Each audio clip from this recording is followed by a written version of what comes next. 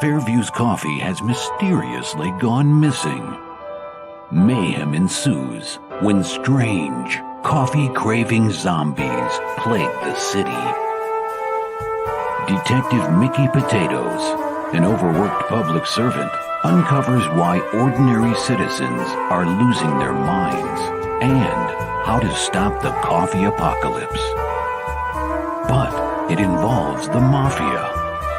And when you're dealing with mafia crime families, nothing is ever easy. The mafia controls everything in the city, including the police, including him. If he breaks the mafia, they will break him. So, the city is without coffee. The city is burning before his very eyes, but he's powerless. Detective Potatoes has the power to stop the coffee apocalypse, but if he does, he could lose everything.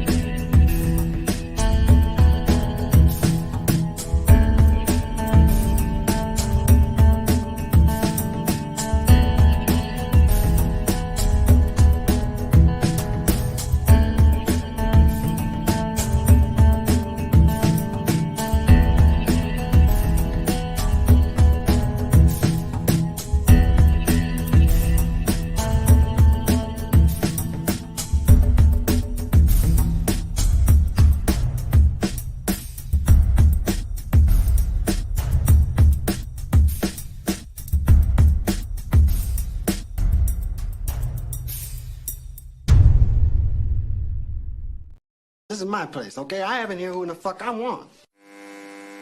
Money comes big. Yeah, yeah, yeah. It's not small. No, no, no. Kiss my entire... Oh, my darling, not 3 times on the ceiling if you want me. Your coffee, sir. Thanks, beautiful. You're welcome. This is a man's world.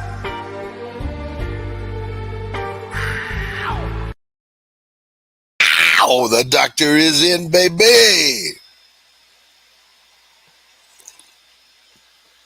Oh, that is so good. First cup out of a fresh pot. What more could you want on a beautiful day? Let me play AM radio DJ here.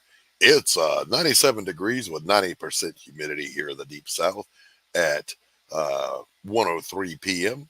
And we hope you're enjoying your afternoon. And now we return to our music.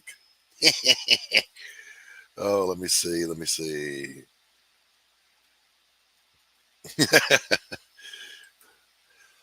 Pops is in the chat. He's apparently in the dark I did get Laurie sent me the admin, Laurie Calcaterra from Path of the Pale Rider. One of our, she's the host of our sister show, The Morning Brew on Tuesdays. She sent me admin instead of Pops. I'm like, oh, something has happened to Pops. Hey, but you guys know I don't do this show by myself. I can't. I'm old. I'm frail. I need help. I need style. I need charisma. I need Roads? Where we're going, we don't need roads.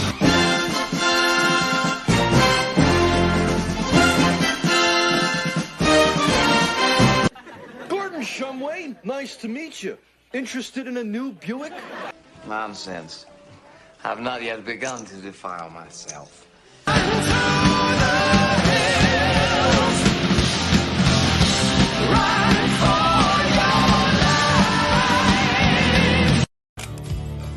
I'll make you famous. I think it was Pauly Shore who once said, charisma. That's it. That's it. Wasn't that it? That was in Son-in-Law, wasn't it? Yeah. That was actually a pretty good movie. Who was the girl in that? She went on and did some other stuff. Oh man, she did. I don't remember her. I know I had Tiffany Amber Thiessen in it, but yeah. Hey, what's going on, Sketchbook? Good to see you. How are you? Good to see the excuse me, the crusty old grunt in the chat there. So listen, we got a good show today, Tanner. We do. We got an extra long meme review, and then we've got an old friend of the channel coming out. Your friend and mine, Mr. Glenn Fleming, very nice, will be joining us, and I can't wait for that. I haven't talked to Glenn in a while. Always a good conversation, interesting, knowledgeable, talented, charming. What more could you want from a guest? I mean, you know, couldn't ask for anything more. Oh, well, you broke a rule. I guess I did. Yeah, I should never quote Pauly Shore. Charisma.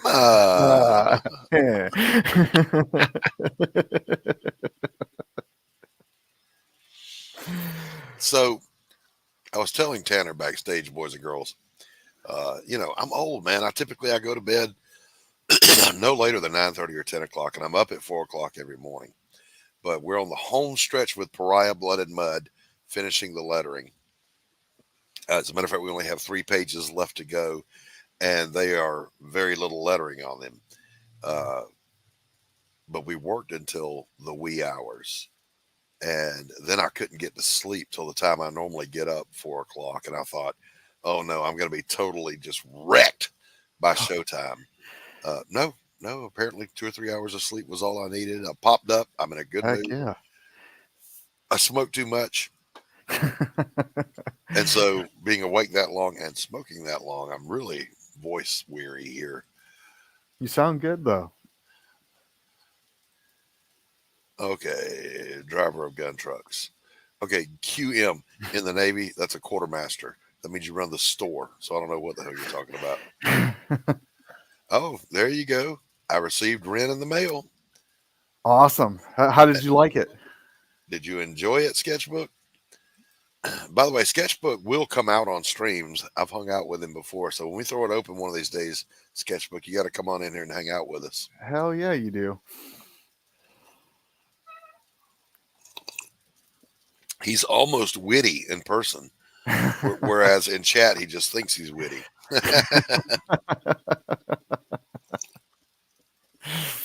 So I don't really even have a rant today, except to say I am so excited that Pariah is finally about to go to print and then fulfillment. You know, there's no more. We hit with the book. There's no hiccups.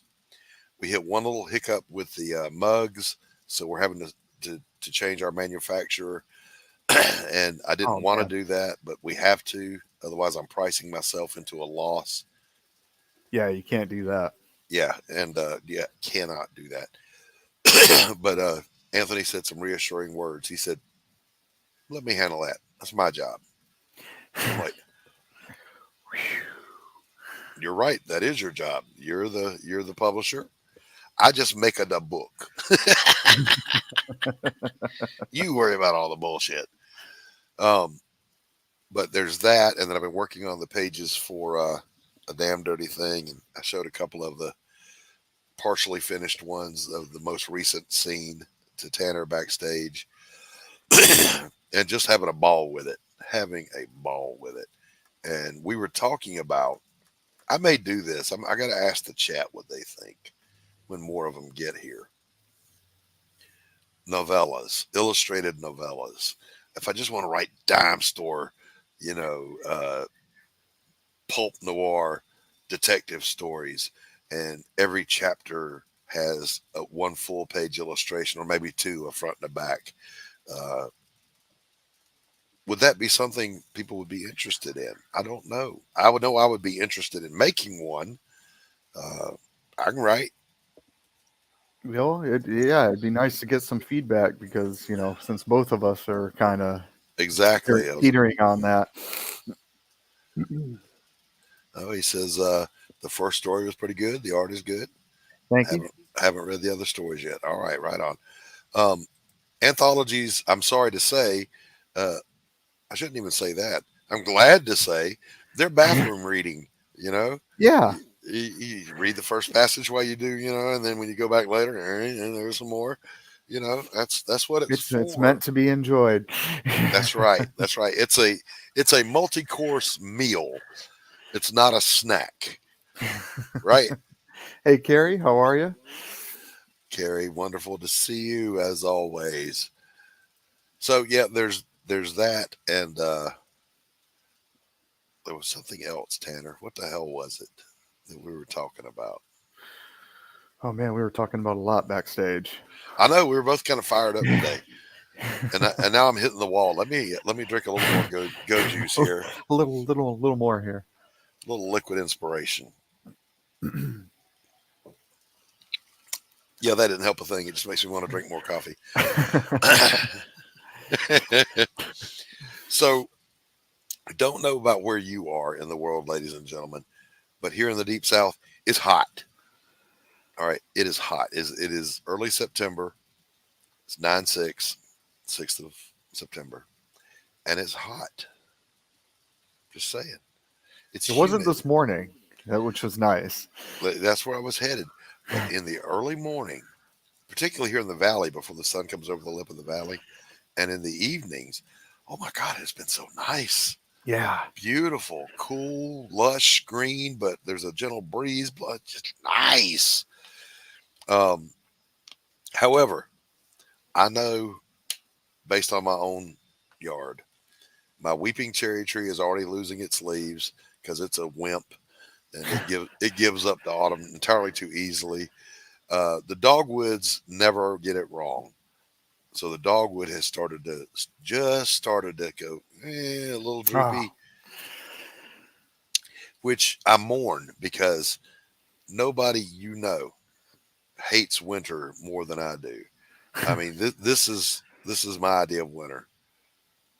A cold gray bucket of suck.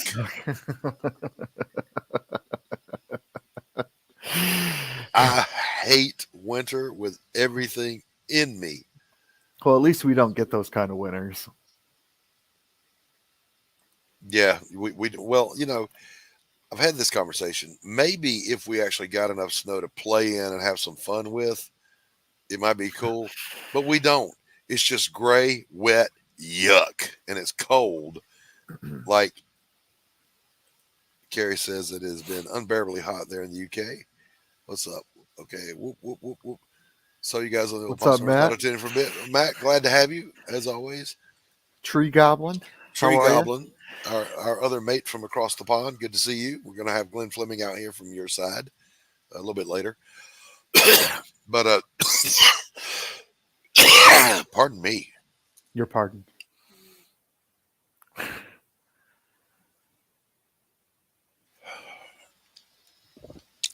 And we're back. Got strangled on some coffee, but now the voice is going to be deeper for a while. So anyway, with the knowledge that winter is coming, and I freaking hate winter.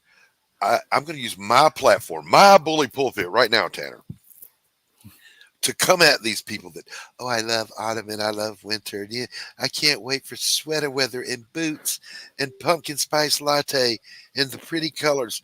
Screw you. It leads to death. Winter is death. It is cold, gray, wet. You go outside, the air hurts your face. Pipes freeze and crack. People freeze to death in their homes, or they burn up because they were trying to not freeze to death. And it's just horrible. And I hate summer. It's really hot. So here's the litmus test, boys and girls. You're freezing cold. You're outside. I don't care how many layers you're wearing. It's just, it's cold, bitterly cold. You come inside. Oh, and you can back up to the fire. If you don't have a fire, then what? A heat vent? I don't know. And you warm up. That's cool. Takes you a good few minutes to get the freeze off of you. But then you got to go back outside because you forgot something. So you got to put all those layers back on and go do the damn. When it's hot, it's hot. But the second you jump into a body of water, you're cooled off that fast. So give me the heat any day of the week. Just saying. And see, I am one of those guys. It's like I like fall, Coming from Michigan, I'm a snowbird. Yes, you are the definition of a snowbird. Yeah. True that. Now we get some fairly nice evenings in the South. You can run you can have a fire. Yeah, 80 degrees is a heat wave. Agreed.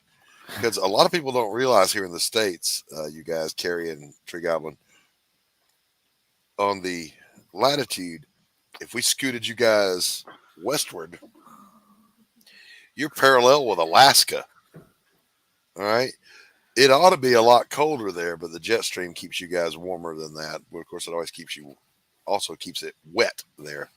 Hey, Billy Power Max, good to see you, my friend. So yeah, that's kind of my, pardon the pun, hot take on why I hate. By the way, if you're ever at sea, hot will not sink your ship, but an iceberg will. Now you know, and knowing is half the battle. Hey, we got to get into some stuff here, Tanner. We do. Let's do this. We got some stuff to get into. So, all right. I was thinking we might start off with.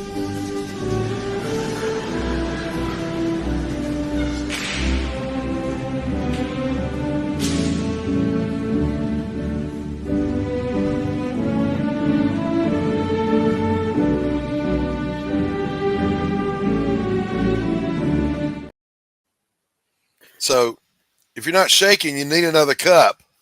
This is true. Fact. Of the coffee. I'm just saying.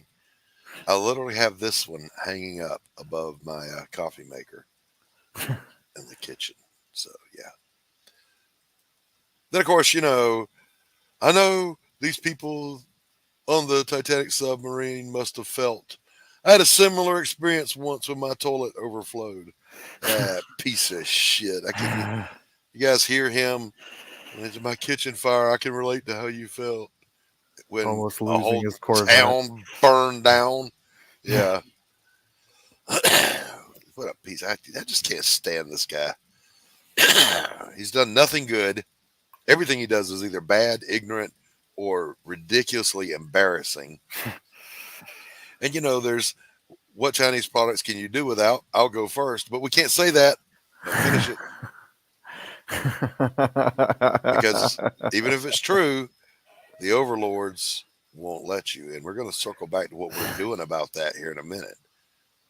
Not to brag or anything, but I can forget what I'm doing while I'm doing it. This is me. Yes, you will forget why you walked into a room. That's normal. But can you forget about what you're doing while you're doing it? Wow. You're doing it, Tanner. Oh, yes. So there was this, though, the people that are looking forward to the cold weather, the only thing I look forward to out of it is I do enjoy deer season because I enjoy the meat. But, the deer, I think we have a pretty good chance this season. The average hunter is getting older, and the millennials think meat comes from stores. But it's not just deer season that's coming up, boys and girls. It's also mask and jab season. Oh. Don't worry about kids peeing in the pool. They have bathing suits on. How does that even work? Like a mask. I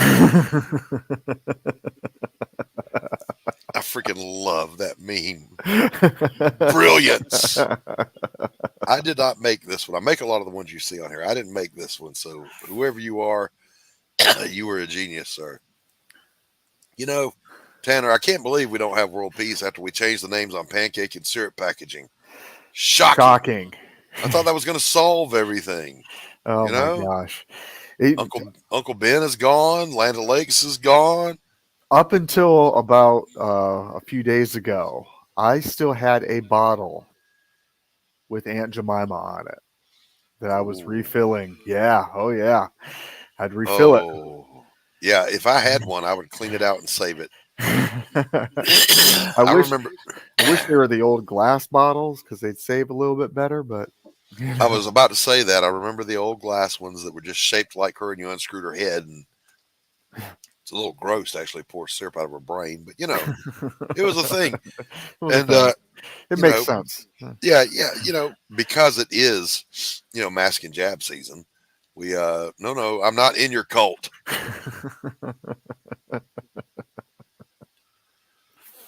Speaking of which, this is I'm not going to read this, boys and girls, because it'll get us struck. But this is literally a photograph of the package that these things come in. Not going to say anything at all. Just let it speak for itself. Well, how about that? And speaking of the idiots currently in power, they forced businesses to close and people lost their jobs. Now that some people are returning to their jobs, they call it creating jobs. Don't let them lie to you come voting time. They haven't created any jobs. We are still at a net negative, period. Don't fall for it. We didn't mandate anybody. Nobody forced you to. Yeah, you either take it or, you know, no job for you. Your family starves, you lose your home, period. You know, no, but nobody forced you. Just remember that, boys and girls. Nobody forced you. But then I saw this one, and this one really, no, you will not be mandating anything to me. Apparently, there's some confusion on your part about the relationship we have. You work for me. I am not your servant nor your slave. I will not be talked down to. I will not be mandated to. I will not be forced to do anything against my will. You are my employee. It's not your place. Get it straight. Signed, We the People. Just remember, you know, sorry to my British friends, but 247 years ago, we had a little temper tantrum about being told what to do. But we'll end on this one. Every man on earth can relate.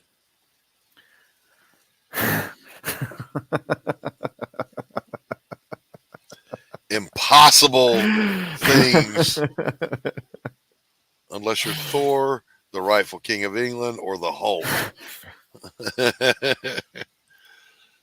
All right, so this has been another exciting episode of Meme Review. I'm not going to play the thing again. See, Pops, I'm not going to highlight. This is the power of me being the host. Quit being a wimp. In Arizona, the pool is 95 degrees. You can let take so much off, and then you're still fucking hot. No, you're still wrong, Pops, because water is cool. You could go get in the shower and cool off. I've lived through the heat. I've lived through the cold. I'll take the heat any day of the week. Ha! All right, so we're going to circle back to, God, I can't believe I just said circle back to Tanner's great moments. But before we do that, we're going to go ahead. We're almost at the half-hour mark. We're going to bring out who you really came here to see, because God knows you didn't come here to hear me talk. We're going to bring out a friend of the channel. He is a writer, an artist, a traveler, an adventurer, an all-around good guy. He is the writer, self-publisher of Jack Kirby, A Personal Journey, Words and Pictures. Twice he had the occasion to spend time with Jack Kirby in his home, and that book is out. He's also the creator of Hatch, of whom I am a tremendous fan. So let's bring him on out here, Mr. Glenn Fleming. Hi, everybody. Okay. All right. Good. How are you? Okay. Yeah. Good to see you. Just before we go, I don't want a question of what you were just talking about then. What would happen, and this would apply here as well in the UK, what would happen if come voting day, nobody voted? Does the incumbent stay in? You know what? That's a good question. And I mean, statistically, it's not likely, but it is also not impossible. So I don't know. That would be crazy. Yeah. If we are in a state of war, they can suspend elections so that the government. Yeah, but that's a situation that is possible. But I'm just saying, you know, when's your election? Next year, is it? Yeah. Year in November, right? Mm-hmm. I think we're heading for one as well because we've got. I think it's the past 2 prime ministers weren't elected. You know, right? Maybe 3. I'm not sure because I don't vote. I don't vote anymore. You guys went through a handful of prime ministers for a minute there. Yeah. One lasted a month, I think. Yeah. Do you remember, Glenn? You're old enough to remember between Brezhnev and Gorbachev. I'm only 25. When we went through so many premieres of the Soviet Union, they would just drop them. I'll tell you when it was. 1982. Yeah. Brezhnev died. Andropov, and then Chernenko. Yes, I can't remember his name, but yeah, and they were all heads of the KGB, weren't they? Yeah, and they just died. They all got a shot. Well, didn't get shot. They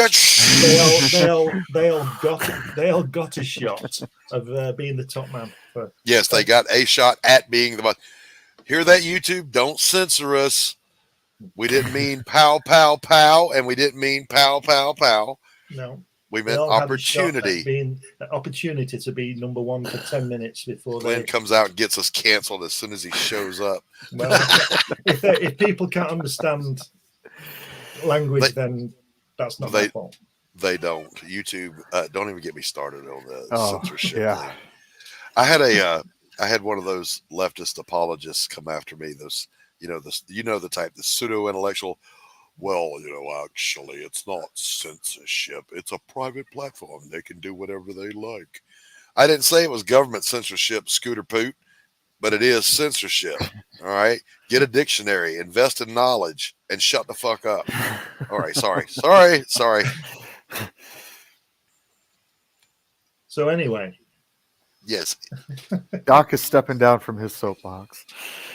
Never. I can't. I don't have the ability to. But I will never directly attack a person, even like that idiot I just named. I'm not going to call him by name and attack somebody, but I'll attack stupid ideas all day long because they're stupid ideas and they need to be. They deserve. That's what they're there for. What was that thing when I was at college a long time ago? There was a guy. I challenged this guy, and he had a badge on his jacket, and it said "Fight for Peace." And also, have you noticed? I know you're younger than I am, but you must have seen the photographs of the people, the students in America in the late 60s, early 70s, putting flowers in the National Guard. Right? Yes. Yeah. And so you've got the guy in the National Guard has got his helmet on and he's dressed like a soldier. He is a soldier, I guess, sort of. And I know you two are ex-military, but you understand what I mean. He's a soldier. He's got his rifle there, and he's got his bayonet on it. And the guy putting the flower in has got an army jacket on with stripes and U.S. Marines written on. He's got his uniform on. Yes. And people when I was at college in the early 70s, they'd say that the students some of them would say that they didn't wear they were against a uniform. I said, well, you've got your denim on. That's your uniform. Right, right. Well, it's like the nonconformists, the punks in the 80s. We're nonconformists. Yeah, but y'all dress alike. Yeah. So you're kind of conforming there, Scooter. Spiky hair and all that. Right. Mohican thing. So, Glenn. Yes. What in the world is going on with you? Introduce yourself. more thoroughly than I did. Tell people about yourself. I'm a graphic designer, artist, writer, publisher, whatever you want to call it, photographer. I've done lots of things in my life. I call myself a graphic designer, I think, mainly. But on these things, I come on as a writing artist because that's generally what we're talking about. I've got 40 years experience in that line. I've worked for myself. I've been manager of studios and I've done all kinds of things. But now, in my retirement, I'm a writer and artist, you know, so that's what I do full time now and try and get through the day. You know, it's same old, really. Yeah. Now you have literally created a lot of properties, a lot of IPs, done a lot of illustration. I've been privileged to see a lot of it, and I'm a fan. That's sincere. I say it whether you're here or not. But in particular, of course, I love our little buddy. Yeah. Our little friend Hatch. There he is. And that's what we're here to talk about today. Let me embiggenate you here. I'm just about to launch, not this book, the annotated Hatch next week on. Very nice. On Luke Stone's Fund My Comic. Fantastic. And what it is, it's a 100-page A4 book, mainly of unpublished artwork to do with Hatch, with all my little notes on it saying why I did it, where he came from. So translate A4 to your American audience. Typing paper size. 8.5 by 11. Yeah. And it's the same size as that Kirby book that you've got there. Right. That's an A4. It's a bit bigger because it's hardback, but that's basically the size. Right. And this is A4 as well. So this is. There you go. But the annotated is, like I said, it's got lots of descriptions and annotations of, Hatch's origin and all this kind of stuff. And also, I've got a publisher now called New Haven Publishing. They've just published 2 of my books. They've just published the Kirby book that you held up. Mm-hmm. Nice. That's on Amazon now, and it's also in Barnes & Noble and all the leading stores in the world. Right. And they're going to run this one, which is the Hatch book number 2. Right. Hatch What's Up. Because he finds himself going into here. You see that? Let me embiggenate you for the audience here. I don't know whether you can. Oh yeah. So he finds himself in there, and he sees the hieroglyphics. Well, they're all him. and also, what he does is look at this one here. Yeah. Now you guys are military. Do you know semaphore? No, I do not know semaphore. Never learned it. You never heard of it? I know what semaphore is. I just don't know it. Right. Well, that is semaphore for Hatch. Right? So there's all sorts of things going on. There's little Saturn V rockets there, and all sorts of things going on. Now, is this an Easter egg at possibly how he arrived on his? No, but there he is with some more stuff there. You got Neil and Buzz there. There's a Dalek, R2D2. Yeah, all sorts of stuff. Well, that's in that, and I'm on today to about that the annotated. So that's the 100-page. I might even do a few more pages in it. I don't know, but you can get all sorts of things in there. It's a campaign, a crowdfunding campaign, and looking forward to it being launched next Tuesday. I'm going to see what happens with it. Now, where are you going to be on a show and do a live launch? I'm not sure yet. I'm on a lot of shows. I've booked a lot of shows, but not actually on the Tuesday for a live one. Well, you need to be. But I'm not quite sure, you see, because with you guys being living in the past all the time, your reasonable time is my 2:00 in the morning. So I might just let it happen. I'm not sure when it's actually going to be launched, but it is on Tuesday, but I'm not sure when. So probably not. I'll find out. Yeah, if you find out, we'll I'm going to be magnanimous and bigger than myself here. Laurie has a bigger audience than I do. And she will do a special for you. She gets a good viewership, so perhaps launching with Laurie would be good. I will look into that. Yeah, that'd be great. But yeah, it's I'm offering a softback, a hardback, a PDF or digital, whatever you want to call it. And I've got all sorts of other things on there. I've got original art for sale on there. I'm even offering a piece from 1987 when I created him. Oh, wow. A piece that is awesome. And Tanner knows this because he's seen these before. I've got these things. I've got these sketchbooks. Yes. Full. Yes. And Tanner's seen this because he gave me an idea on price. He saw one, the smaller one. This is A5. Yeah. Right. And this has got lots of. Can you see it? Lots of pencil work in it. Yes. It's just very nice. This is what I do. You see, while Helen's making dinner, what I do when I'm just sitting there drinking wine and she's making dinner, having a conversation, and I'll get the gas bill and I'll draw a hatch on it and I'll just start drawing on it, and I draw on all her correspondence that she has to send back.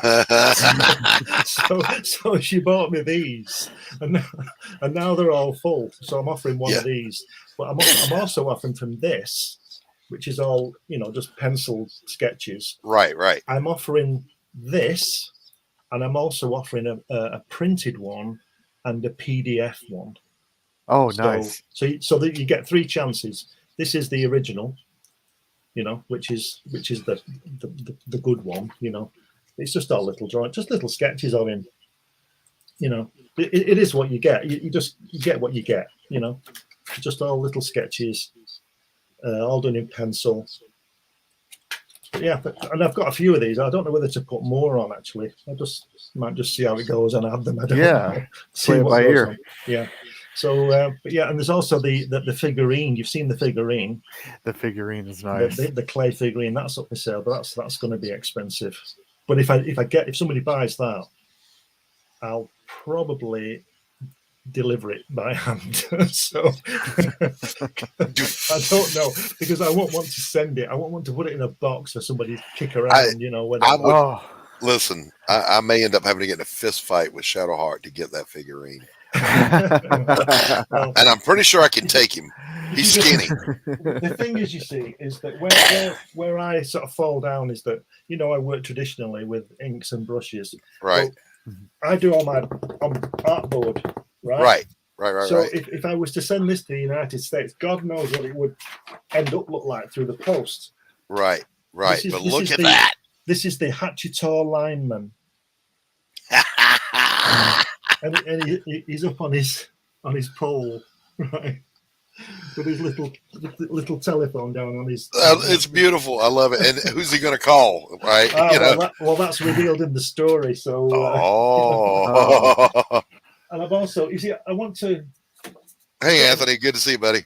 I'm getting old. You see, I want to sell all this stuff and travel a bit more. There you go. Stuff like this. Oh, wait. I don't know why that happened. There we go. This is the Apollo. Look at this.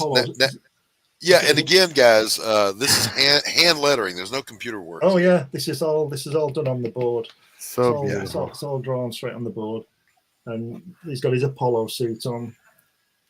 So Glenn, take us back now to the 80s. Yeah. And Hatch is being born. He doesn't have a name yet. I know this. No, that was the first thing I think I got with it was his name.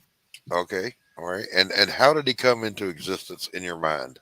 Well, what was happening was that in the mid to late 80s, I was studio manager in a design studio, and I was doing a lot of illustration, and I was reading about king features and peanuts and all that kind of stuff. So I thought that's pretty neat, and because they have such a great system at King Features, as I understand it, it's 50-50. The money is 50-50. So right. I sit down and draw, and they hawk it, and we get 50-50. I think that's a perfect, fair example of how to do business with what we do. So I thought, well, I'd like a piece of that. That'd be nice, So I went about creating Hatch, which hasn't appeared in newspapers, but that was my intention. And I thought, well, I'll create a little character. And there's I mean, it sounds crazy, but the reason he doesn't say anything, he doesn't speak a lot, makes a few noises, but he doesn't have a language because he doesn't have anybody to speak with. So he and I thought, well, that's a good idea because there's no translation. There's no translation problems with it, and it's more like slapstick. It's a visual comedy. Yes. Yeah, everybody understands slipping on a banana skin, don't they? Wherever they are in the world, I would imagine. Right. So you don't need to say anything. It's just funny, and that was the thing around it. And then I showed Jack Kirby because that's in the book. I showed Jack Kirby, and he said, "This is great." He said, "But he needs a hat." So now he wears lots of hats, so, like he's got his little flying helmet on there. Right. I've seen the pith helmet. I've seen the astronaut helmet. I've seen the World War I flying helmet. Yeah, he does all sorts now. He has a hat, and I must admit, it does make him. I think. Yeah, it tells where he's at. What he's thinking, what he's doing, just by what he's wearing. There's one strip I've got. I didn't get it out, but he's got full Indiana Jones kit on. with the fedora, and leather jacket, and stuff like that. Yeah. So it depends what he's doing. Right. He tends to wear what he's doing. No, he doesn't put it on. He's already got it on, and then like the Apollo guy, he's just sitting on the edge of his asteroid reading his book, and he puts his Apollo. Right. Because he's mad. He lives alone on a planetoid, and for those that don't know, there's no one else there, so he doesn't speak because he's never been anyone to speak to. That's right. But he has all these wonderful adventures because apparently the planetoid is kind of a TARDIS. It can have on it whatever it needs to have on it. Yeah, that's right. That's where he lives. Yeah, there it is. And you can see, that's beautiful. Can you see him there? Yeah. That's with his Apollo suit on. That's where he lives. And there's also, you can see that there's a pyramid there. And if you look there, there's a Y from Easter Island. Yes. Yeah. So there's all sorts of stuff. But the funny thing is, you see, is that I don't explain everything in it, and in this one, and that's good. It starts off. He's coming back from the post office with a parcel.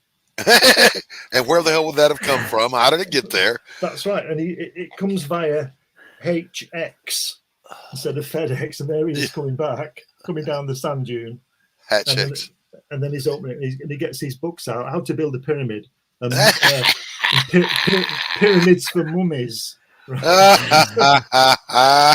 And that's what he does. And then he starts. And then if you look at it, I'm giving it all away, but I don't care. His book is called The Shore Hatch Exemption by E.R. Redding. Right? My God. You've seen that. Well, look at that. Look at there. He's got a rock hammer in the book. Yes. You've seen that before. Yes. That's awesome. God, Glenn. I think this is what happens when a creative mind doesn't take its medication. You get wonderful things like this. And, I'm looking forward. Now, let me ask, when you launch this campaign and it's Hatch annotated, is that it? Yeah. All right. Will there be an opportunity for a catch-up tier to get What's Up? Hatch What's Up? I'm hoping to do that, but I'm not quite sure when it's going to be released, and I need to speak with my publisher so I can put a date on it. But okay, maybe I don't need a date. Maybe I can just. I don't know. I'm open to suggestions. How would I cover that if I put that on?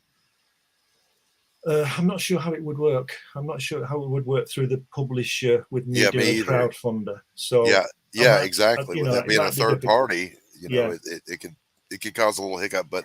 Regardless, I think talking with the publisher first, But regardless, I mean, if a person wanted a copy of that, they could go to Barnes and Noble or Amazon and get a copy, which I will be doing, Glenn.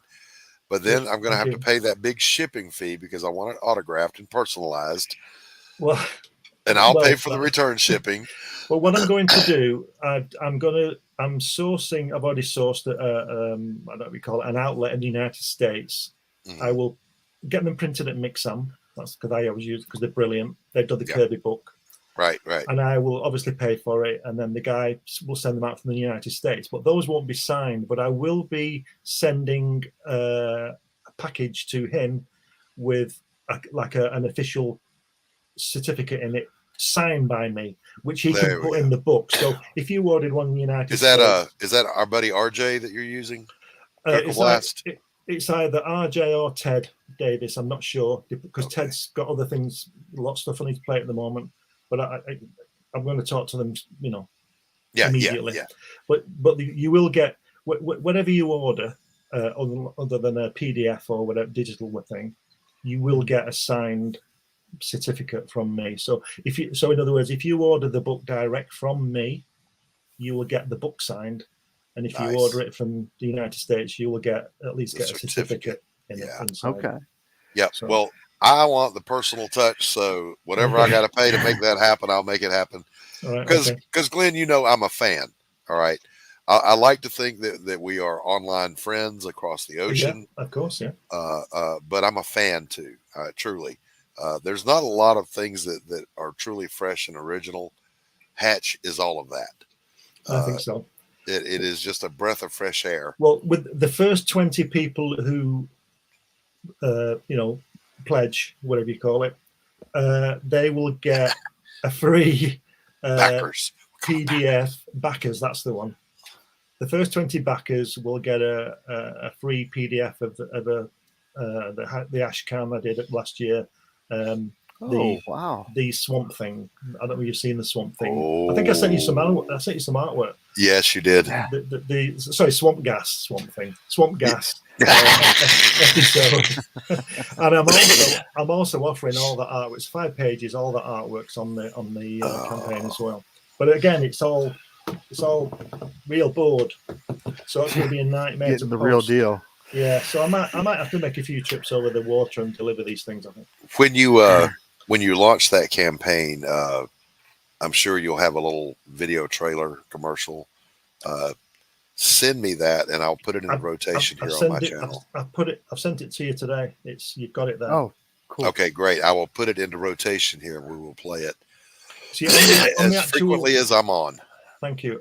What I did was I made one a few weeks ago and posted that on the actual campaign, and people were looking at it yesterday on Luke's show, and they were saying it was too long, and I can agree it is a bit long. So I've totally redone it.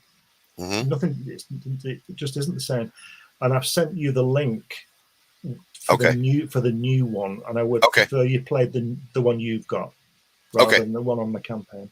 Okay. All right. I'm going to change it, but I'm having problems with the site. I can't change it. Otherwise, I would have changed it. I've noticed once you've got it, stuff set on there, it's kind of set in stone. Exactly. Yeah.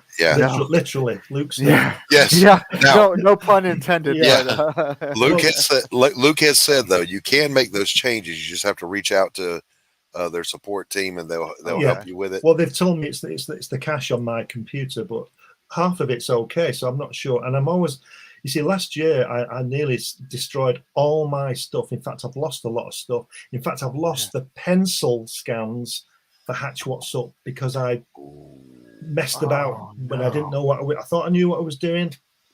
I've managed to recover a lot of it, but I've lost the pencils, or most of the pencil scans of 40 pages. Oh my God. So I'm just a bit wary of messing with stuff now. I hear you. I hear you. That's understandable. I live in constant fear of losing that which I have stored on my computer. So I send shit to backup people. Yeah. Attach it to emails, do whatever you got to do. For example, things happened. For example, yesterday, Glenn, when a rooster decided it was going to roost right above my window here where the electricity comes into the house, fried his ass, and knocked my power out. But at least you got a free dinner. Fried chicken. And there you go. I don't know if you guys have ever been around chickens, but they will mourn for the loss of one of their own. They have a little meltdown. They stand around clucking. So there was The lights are out. The computer has crashed, and there is a chicken funeral happening outside my window. Oh no! Kentucky Fried Chicken, or Georgia, wherever you are. Yeah. So, Glenn, Let me show you this. Yeah. This is more from the Apollo one. This is the Apollo spacecraft. Can you see it coming in? Yep. It's coming in, and there he is sitting, reading his book, minding his own business. And this thing's coming in on the parachutes. So beautiful. So if anybody wants to buy this stuff, they can. Yeah. I don't know how it's going to fare. I don't know how I'm going to get that in a parcel, but we'll see. It'll happen. It'll happen. We'll see. So, Glenn, you and I had jokingly one time before talked about our adventure character, Doc Fleming. Yeah, I was talking to Ellen about that the other day. But, you know, the bug for that old pulp stuff got into me. I'm going to play a little trailer here for a project I'm working on right now that's going to launch here before long. Okay.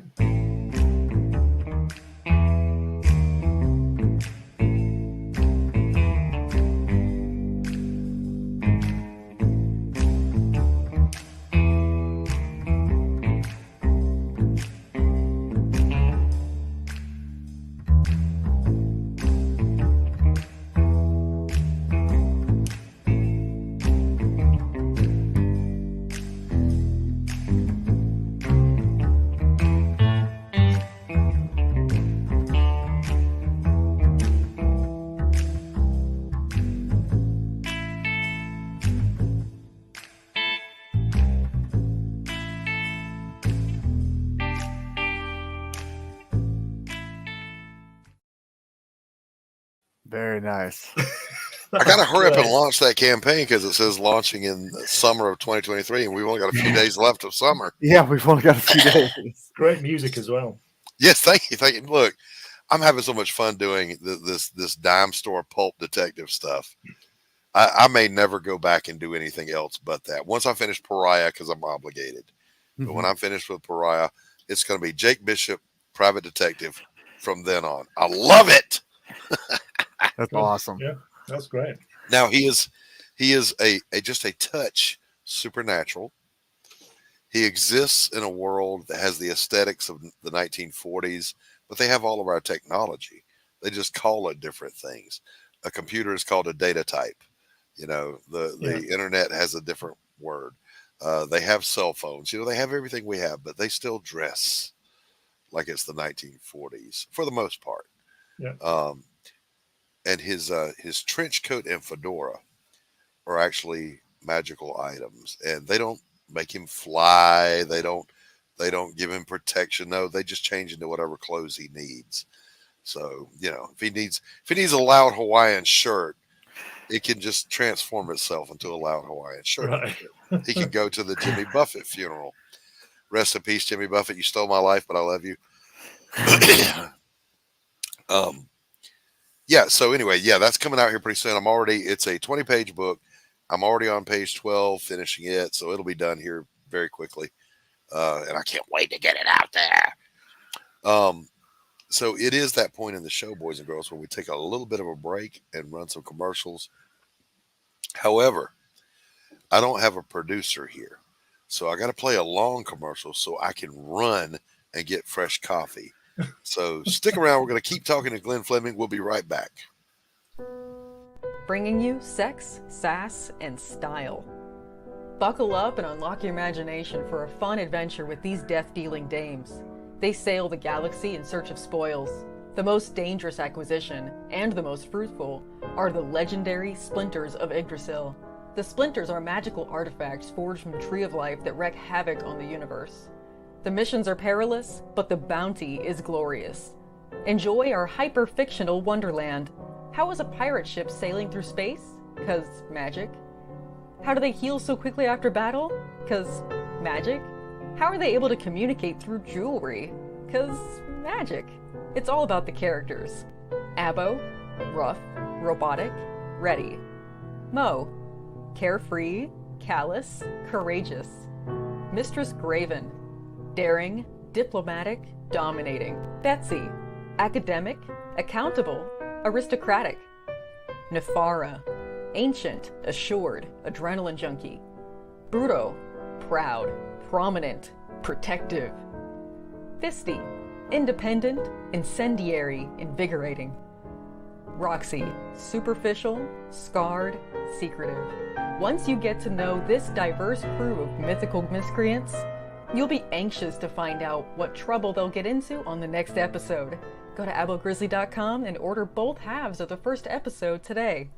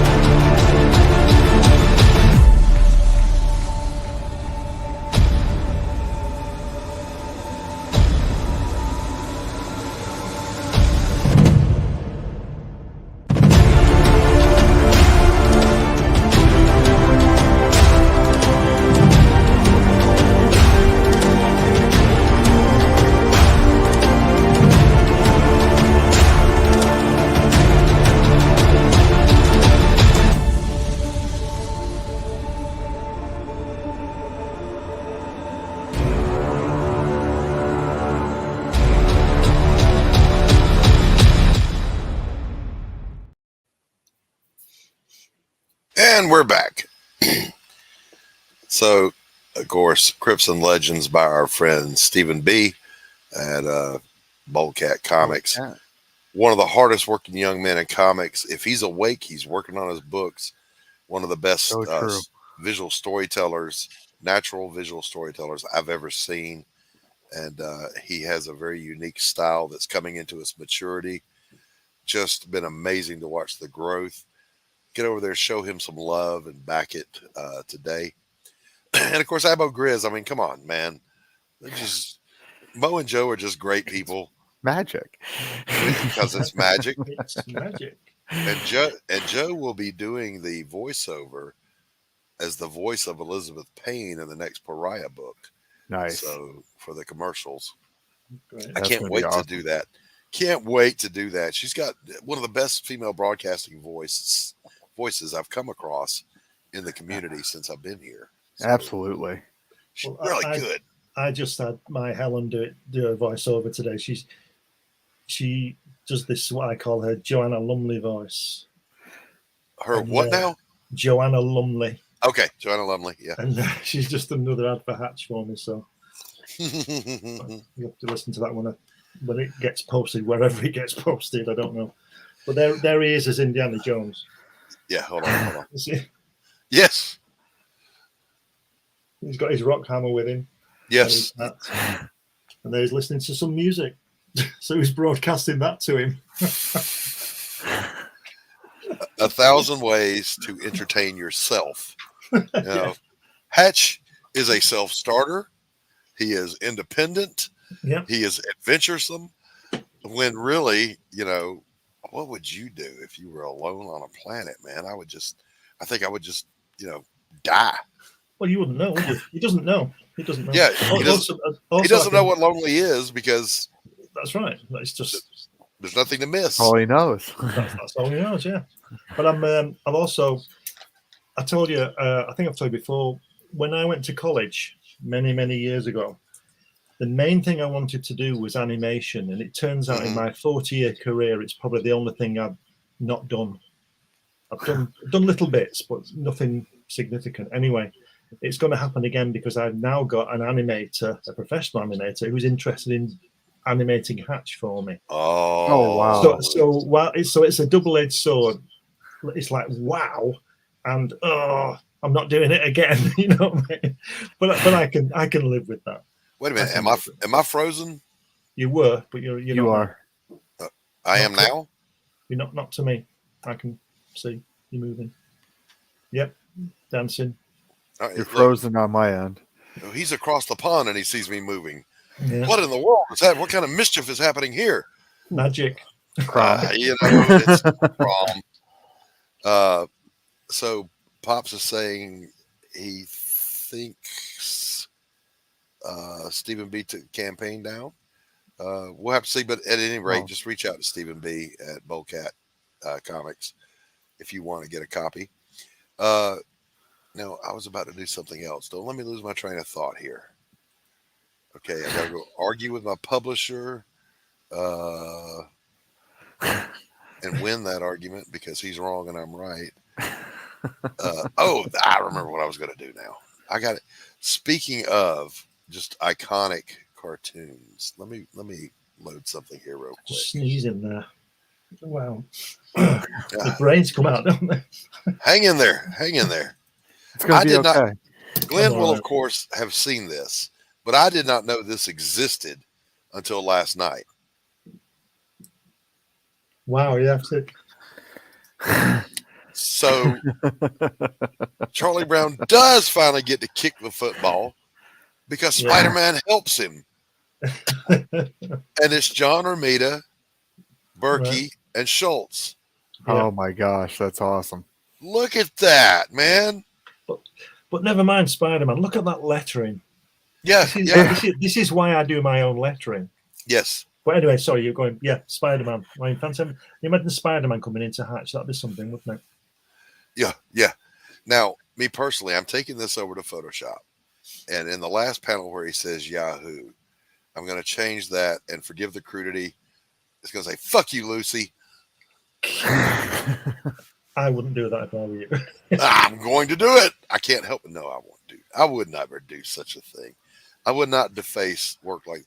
I didn't know that existed. But speaking of Schultz, I didn't either.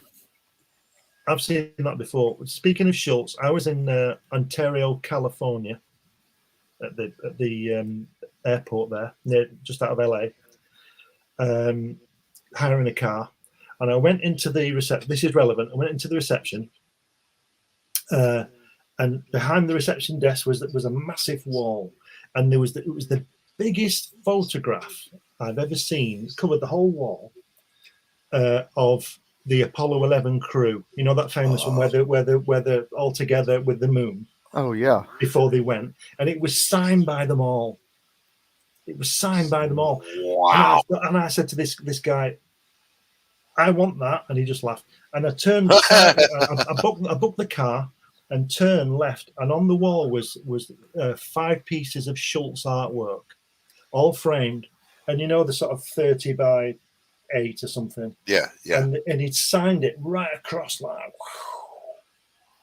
And I thought, I'm not sure which one I'd rather have, that one or the Apollo 11 crew, because there's not a lot of. And where was this? Where did you get to see these?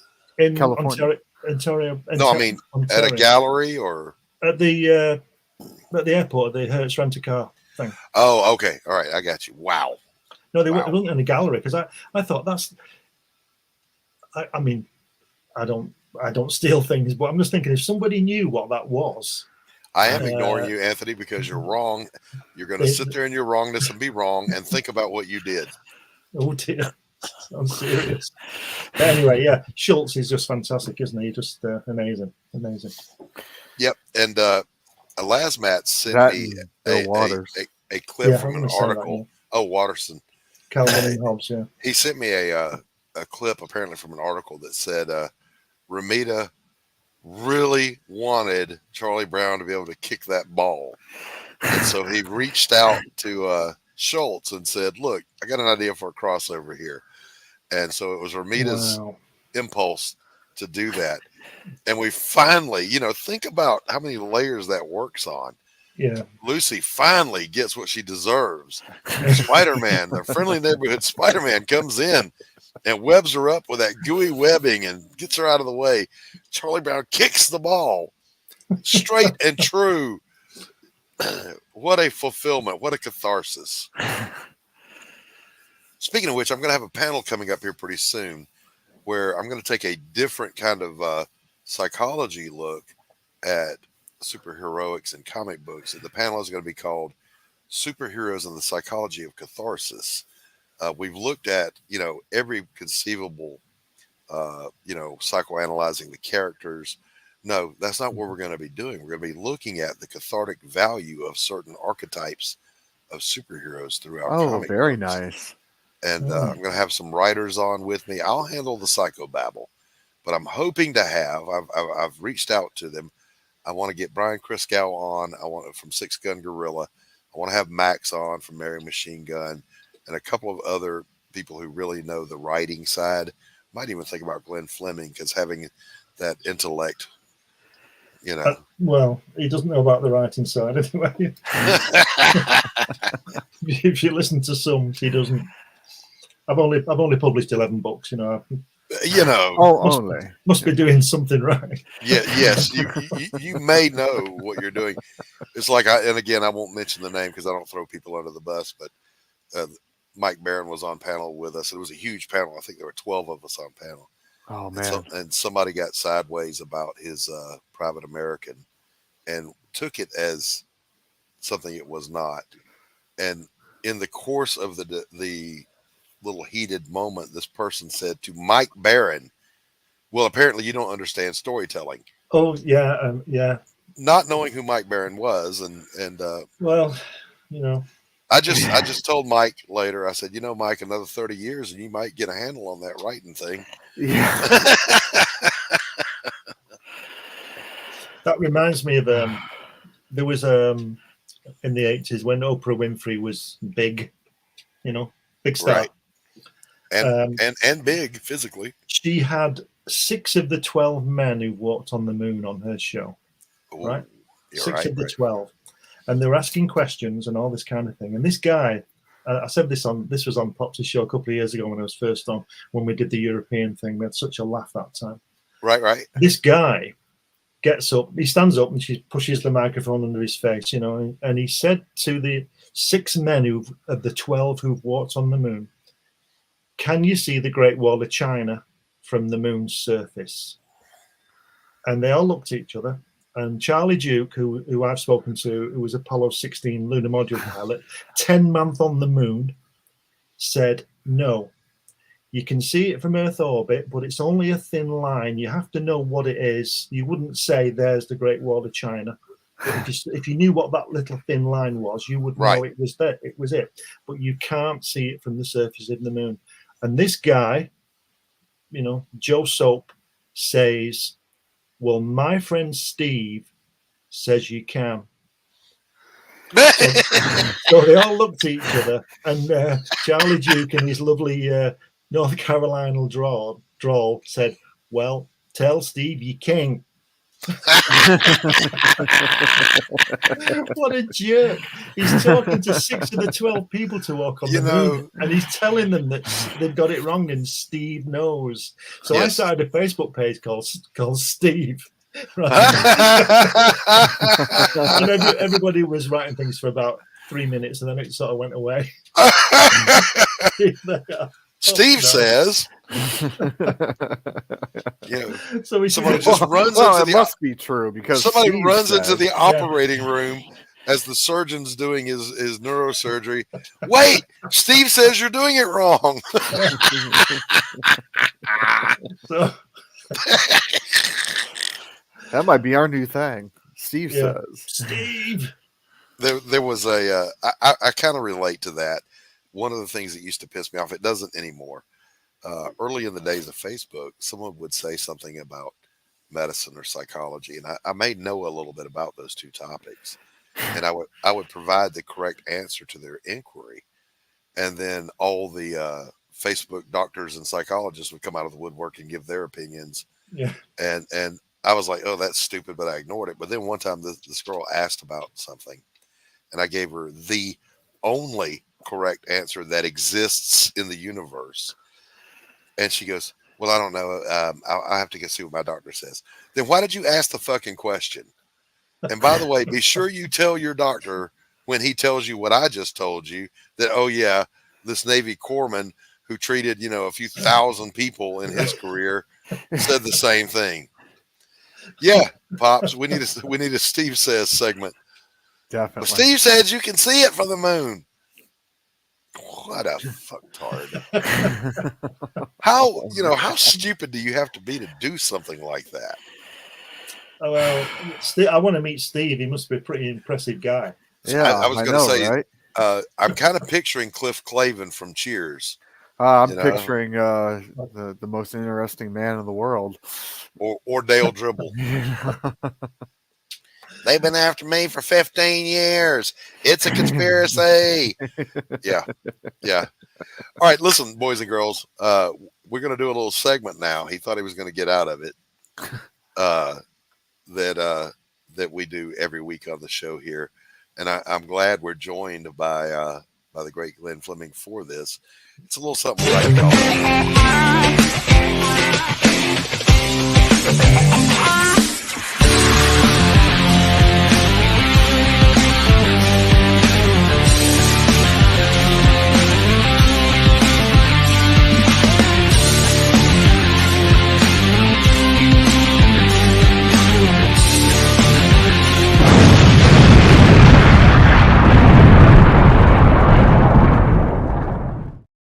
Greetings and salutations, comic fans. I'm Tanner Hurley with another great moments in comics history. Now, I got challenged last week to discuss the dynamic or the contributions of two of the three big families in comics kingdom, in general, not just Marvel, but right. But with DC as well as some of their own projects. We were talking about the Buscemas and the Romitas. Now, who did I forget? You said two of the three. Who did I forget? Oh, well, come on, the Kuberts. The Kuberts. Not fair. Not but fair. It's okay. We'll discuss them on another show. Yes, we will. All right, so tell us about the Buscemas and the Romitas for those that don't know who they are. Okay, so if you don't know, you got Big John Buscema, who has done everything, and I mean everything under the Marvel. But he has given us what we consider the Marvel way of drawing. Okay, right. So not really. No, he hasn't. He gave us the book with Stan Lee, but he didn't create the way it was done. Well, true. He didn't. He did. Simple as that. No. When you think of the Marvel way, you think of the Marvel method, the book. Yeah, I know you're young, Tanner, but before John Buscema, there was this guy called Kirby and another one called Ditko. Yes. We've already who'd been around in fairness 20 or 30 years before Buscema. In fairness, Glenn, we have covered. We've already covered those guys. We have covered them. Given them their due. Okay. They're the founders of the feast, and I like to think of. I like to think of those Silver Age legends, Buscema, Romita, friggin' George Perez, John Byrne. Yeah. These are the children of the founding fathers. Yeah. Yes. Yeah. But so anyway, like none other though. You had John Buscema, who the only person you could compare him to would be Jack Kirby in terms of like just sheer artistry and drawing. I mean, because the man can draw. Right now. Okay. That's Big John and his. That's Big John. Now and his brother also Sal Buscema was an artist. Did a lot of work with. Actually a 10-year run on the Incredible Hulk. Right. Known for the Incredible Hulk, and then later runs on Spider-Man, which was who set the precedent for that was John Romita. Right. Who created wonderful characters like Gwen Stacy and Gwen Stacy was in Ditko Comics. Well, that's right. She wasn't. Okay, I was trying to do a lead up. You're right. She was in Ditko Comics. Oops. See, we're glad to have you here. Glad. Right. Okay. Be straight. But go on. Go ahead. But he did, face it, Target. You've hit the jackpot. Oh yeah. He made the girls beautiful and Peter Parker very handsome because Ditko's characters are a bit quirky, aren't they? Right. I used to think, Glenn, by the way, that when we first see Peter Parker, that Aunt May and Uncle Ben must have really not liked him because of the way they dressed him, which is guaranteed to make him get his ass beat at school every day. Well, come on, that blue sweater vest. Come on, he was going to get his ass beat. Well, the Ramitas, and this also extenuates into John Jr., who's not actually a junior, but they called him Junior, right. Because of his dad. Right. They're really good at style. So I mean, if you look at their comics throughout the ages, the characters are dressed in the style of the times. Yes, and both the Ramitas were amazing at doing that. Right. Yeah, they were masters of design at a level that I mean, it kind of set the bar, and you don't go below that bar. No, where they put it is where it stayed. No, and it's still one of my pet peeves. When people rip on John Romita Jr. Oh, you can't draw. Like, yeah, he can. Well, I wish I could draw as badly as he does. Right? Exactly. Same with Sal. I always thought Sal Buscema was an inker. His work, I think his best work is when he inks, especially when he inks John. I think he inked him in the Avengers. I'm not sure. Yeah. He did ink him in the Avengers. And yes, you're absolutely right. It's superb. Yeah, I wonder who owns those pages now. Right, right. And I was thinking about Romita Jr. in his later work where it's it's real blocky, a lot of black, and think about the Daredevil Man Without Fear graphic novel. Oh, and people were trying to hate on that. Man, take the time to look at that panel work and rethink yourself. Yeah. That is some of the best storytelling panel work I've ever seen. But people forget he's a machine. This guy was working on 4 to 6 titles at a time. 4 to 6 titles easily. Didn't he do the Eternals graphic novel as well? And that he did. How many pages is that? Oh my gosh! It must be about 70 pages. 70 plus easily. Yeah. So when did he find time? Exactly. Look, I've worked that deadline schedule before, you guys. Okay, 1 book a month is nerve-wracking, ulcer-inducing, curl up in a fetal position and cry kind of deadline. Could you imagine 4 to 6 times that workload? Well, doing my research here for this, I was looking at some comics, and I came up. I was doing the research for John Buscema, and talking about machines and everything. And I came across this month where he had done the Avengers. He did a guest artist on 2 books. He was a guest artist on Red Sonja. He did a John Carter of Mars, and then the 4th one was he was doing Conan. Yes, so I'm like, oh my God, this beast. And that goes back to, I think, when comics, particularly early Silver Age, like Glenn said, you had Jack, you had Ditko, you had Stan Lee making his contributions. These guys were the founders of the Feast, and this was not artistic expression. This was a job. They clocked in, they did the work. And so they know this guy who's talented. They bring him in. They know this guy. And this is what brought us the Ramitas and the Buscemas and that early crowd. They kind of all knew each other. They were New Yorkers. And Marvel very much trusted their creators when they said, hey, I know this guy, and they would bring him in. Glenn, you commented on this in your video with Jack Kirby about, I'm trying to remember the quote. Jack said, hey, they're paying so-and-so to draw pictures. Yeah, that's right. Yeah, that was one of his friends. Yeah, and Jack was like, "Well, I can draw." He got a job. I think it was with a newspaper. I can't remember which one. He got a newspaper, and he was doing editorial and political drawings. Cartoons. Cartoons, and the odd Yeah. strip. And I think he'd be about 18, and his friend saw what Jack was doing, saw them getting paid, and he ran home and told his mum he was going to get a job. Yeah.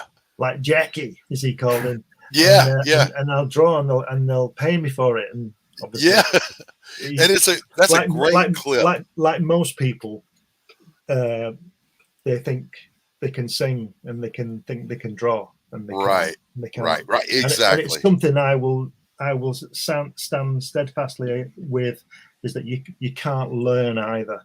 You can't learn to be Jack Kirby, because believe me, if I put the hours in, I would be Jack Kirby now, and I would sing as well as Marvin Gaye. I sing every day, and I still don't sound like Marvin Gaye. And he's been dead for 40 years. And he still sings better than you do. And he still sings better than I do. So I think there's a little thing in there that people don't like to acknowledge, and it's called talent. This is true. Absolutely. And it obviously runs in families. You see Ms. Ramita's Cubert's Hello. And these guys were so productive and so instrumental in building that Silver Age pantheon that came into being, and refining. And we talk all the time on here about being a good steward of these intellectual properties. For modern creators, are dropping the ball on that. You're supposed to either improve it or don't F it up. Yep. I don't see much improvement. No, I see a lot of destruction, actually. Yeah. But having said that, these guys got that premise. They understood, if I can't make it somehow better, then I'm not going to mess with it. I'll just keep it. A little known fact, Ramita Jr. was also invited by the Image guys to come with them. And they originally were. I remember that. There's actually a photo of Ramita Jr. with the Image guys. That was, I remember, I've got that photo somewhere. I will find it. I will even add it to the intro for Great Moments. Yes, Ramita was in that crowd. Junior. Well, he was invited, but he didn't. No. I mean, he was in that discussion circle when they were planning to do this. Yes, I remember that. I was there. I was in comics at the time. Have you seen that great? I don't know what it's a program. It's on YouTube. I saw it on YouTube. It's Stanley and John Romita Senior, and the lad, and they're discussing the artwork and stuff like that. And I don't know what it is. It's a Stan Lee program anyway. And what he does, Stan Lee, they're all sitting there really tight with this drawing board, I think. And Stan Lee says, "Right, okay, you two, we're going to find out who's the best artist."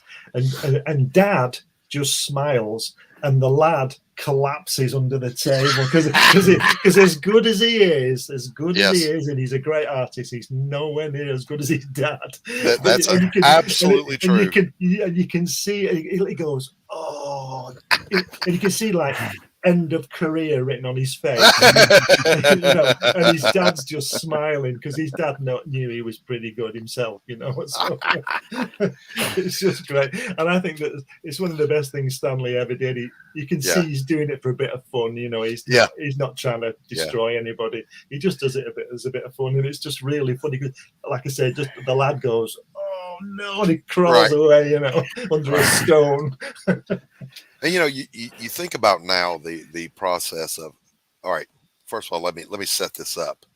Let's pretend for a moment that we're back in the 80s, 70s, 80s, and 90s, back when Marvel and DC were something to aspire to work at. That process of getting in there became an audition where only the best of the best had a chance. Yeah. And there's nothing wrong with that. There's nothing wrong with I'm going to say, I think that's the good thing. Yeah, expecting. I think of people like, yes, of course, all those Image guys, but think about the guys who didn't get that kind of spotlight, like Steve Epting. If you ever get a chance, go look at Steve Epting's run on the Avengers in the 90s. Oh, we lost Tanner. Some of the best artwork I've ever seen with Tom Palmer inking him. Bob Harras or whatever. You couldn't go wrong with Palmer ink. Could you? Well, I was going to say you could pretty much scribble, and Palmer would make you look good. But Epting is that good. Going on from there, he has maintained consistently one of the best artists out there, in my humble opinion. If you haven't seen his work, go check him out. Steve Epting, Epting. Nope. Tanner, you went AWOL. Yeah, sorry. You tried to go over the wall. Shoot him. But anyway, if you imagine yourself in the days before that, when you're that little core group of Jack Kirby, Stan Lee, Steve Ditko, Kirby. who else? Didn't I say Kirby? I said No. Kirby. Yeah, I did. Oh, sorry. I said Jack first. Oh, sorry. You're that proud. It was clouded by that word, Stanley. I was trying to. I was wondering why he was there, but go on. But you're at Timely, and these things they're kind of starting to take off. And Bill Everett. Hey, yeah, and Bill Everett, we've got something here, and it begins to grow. And now there's no internet they can't put out on the World Wide Web. We're looking for sequential artists. Hell, sequential art wasn't even a phrase back then. It was just, we need people who can draw. Yeah. And then that organic process of the growth of comic books in general, Marvel, DC, whatever it was, Gold Key, doesn't matter. That organic growth was such a natural and beautiful thing to watch. And it was all word of mouth. This guy knows that guy. This one knows that one. And they come together and they give us this foundation for this beautiful art storytelling that we all enjoy today. And when you think about that, it is monolithic to think that this all started with just a relatively small handful of talent who had a little vision that we might make some money if we do this. Yeah. Nobody was thinking about, I'll change the world and solve, I'll get the Nobel Peace Prize for this book. No, they just wanted to tell fun stories, draw, and make some money and have fun. Yeah. And boy, did they succeed. And look at where we are now. Or not now, but the height we hit. Where we were, yeah. The high water mark back yonder. All right, boys and girls. I think the problem. Sorry, did you finish there? Sorry. Well, no. We actually go ahead, but we got to wrap up. Go ahead. Right, I was going to say that the thing today is that they don't understand where it came from. There's no appreciation. I get this now because I'm really old. I get, oh, you're old, you don't know what you're talking about. But I know what I'm talking about because I'm old. Exactly. I turn that around. You're young. You don't know what you're talking about. Yeah. I had a guy tell me that, Glenn, as though it were an insult. Oh, well, you're old. I'm like, so what you're saying is I've succeeded at life far longer than you have. Well, in my 30s, when I was working at this company, there was this guy and he didn't like me. I don't know why. I didn't work with him. I don't know why he didn't like me. And he didn't like me. I was in this meeting with him and I said, we were throwing things on the table, so to speak, of ideas for brochures and photography and all this kind of stuff. And I've always got lots of ideas, you see. And I'm throwing all these, and he didn't say anything for 10 minutes. And I said, what have you got? And he said, I'm sick of this. I'm sick of this. And me and this other guy said, what? He said, me. He said, you always got these ideas. You don't give anybody else a chance. And I said, whoa, that's not true. I'm asking you now. Tell us. I haven't got any ideas. And you know what he said? He stood up and he said to me, and anyway, you look like Jack Nicholson. So I'm out of here. And he went out and slammed the door. And this guy who was with looked at me and he said, you do look like Jack Nicholson. How cool is that? So what kind of look, I've seen those kind of meltdowns before. There is no explaining that kind of behavior. It is what it is. All right. It's time to wrap up the show here, boys and girls. Okay. We're at the hour and a half mark. I could literally sit and talk to Glenn for hours. Oh, definitely. I'll come on again. Yeah, we always have a good time when Glenn joins us. We'll have to do it again soon. Don't be a stranger to the channel, Glenn. Come on back anytime. Can I just say to everybody, sure. Tuesday, Hatch Annotated Fund My Comic. Yep. Take a Get look. over there. Absolutely. Check it out. Check it out. In fact, you can look at it now, but it'll be launched on Tuesday. Yeah, Glenn may shadow launch it or ghost launch it, or he may go on somewhere. We'll just see. Either way, it's going to be live. You can get over there and get your hands on some Hatch, and who wouldn't want to? Let's. We're going to play a couple of things here, but I want to comment on this next one. You know, right now on Kickstarter, the Madness Comic Network Pops is launching a campaign for a Roku channel, and it is a big dream that can be and is looking like it's going to be a reality, and it's needed. My show, I enjoy doing this show, but I constantly have to put a muzzle on myself because of the YouTube censorship overlords. Imagine this show where I speak freely. Say what you think. Now imagine a whole network of creators, from comics to toys to games to collectibles to whatever, all coming together to create a network where we can all absolutely operate without fear of being crushed under political correctness. So with that, let me play this for you. Yo, Pops fans, Ant here. The Madness Comic Network is evolving into the Madness Roku Network. We're taking our stuff to Roku. We're joining great channels like the American Horrors channel. We're taking our stuff over there, guys. We love it over there. You're going to love what we bring you. We got some great shows, all kinds of different stuff. Come join the madness, yo. Madness Roku Network right here. Peace. On Kickstarter right now. Get over there. If you can't, bring a show to it, or buy a premium slot for your show. If you can't afford maybe advertising, there's a donation. You can donate as little or as much as you want to and say, I would love to see all of these creators that are on this network be able to really cut loose and speak freely and show what they want to and do what they want to do without this woke. See, I can't even say the words I want to say right now. Yep. Without all that. Let's play another couple of things here from some friends of ours, and then we're going to be out of here. I want to thank my guest, Glenn Fleming, for coming out. Tanner, thank you. As always, I can't do this without you. Chat, you guys are the reason we exist. We love you. Except Anthony Romano, we're going to fight because you're wrong and I'm right. And here we go, boys. Ask him if he got my book. Did you? Yeah, Anthony, did you get Tanner's book? And you got my book yet as well, Anthony.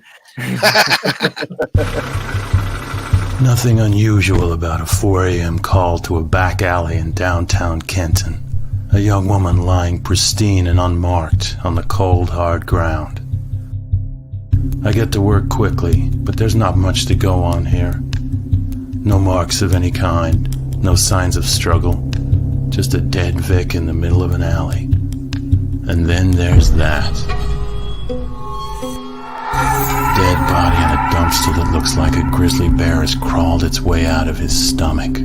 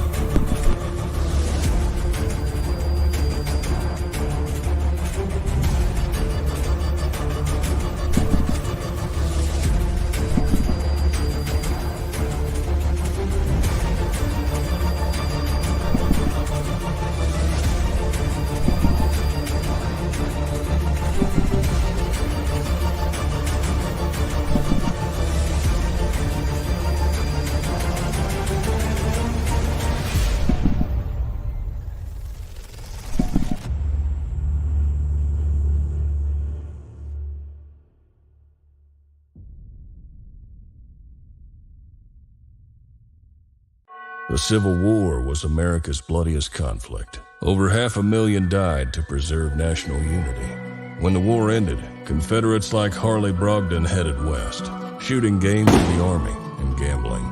When a card game turns deadly, Harley shoots in self-defense, killing the card sharp who threw down first.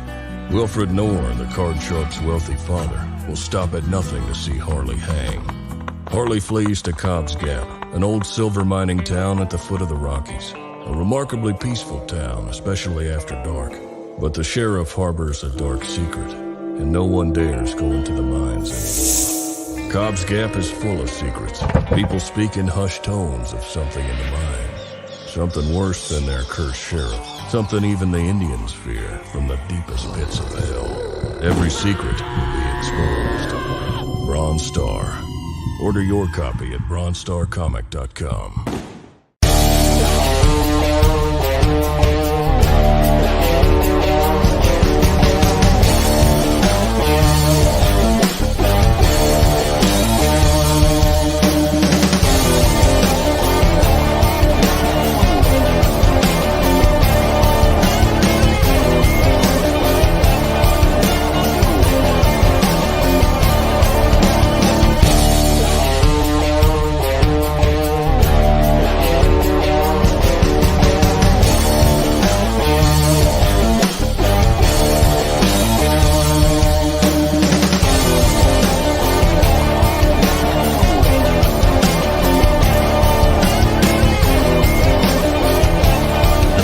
Entertainment Group presents the Madness Comic Network with original programming and additional comic-related content.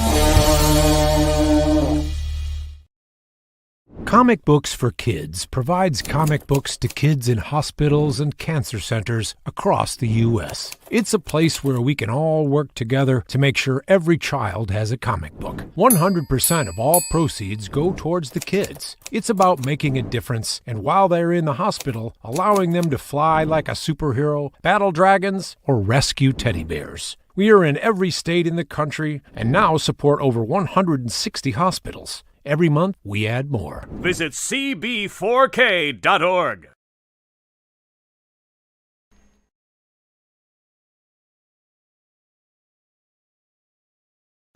How do you end this thing? How do you put where's the brakes on